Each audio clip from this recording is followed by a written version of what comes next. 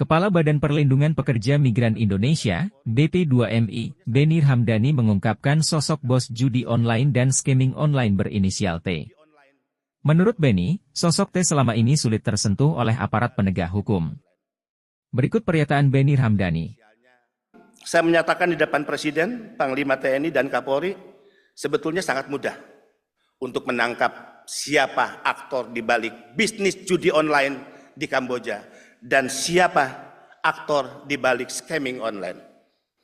Saya cukup menyebut inisialnya T aja paling depan lah. Yang kedua saya nggak perlu sebut. Dan ini saya sebut di depan Presiden. Boleh ditanya kepada Pak Menko, Pak Mahfud MD saat itu. Ya, Presiden kaget, Pak Kapolri kaget, agak cukup heboh rapat terbatas saat itu. Orang ini adalah orang yang selama Republik ini berdiri mungkin tidak bisa disentuh oleh hukum. Mohon maaf dengan segala hormat.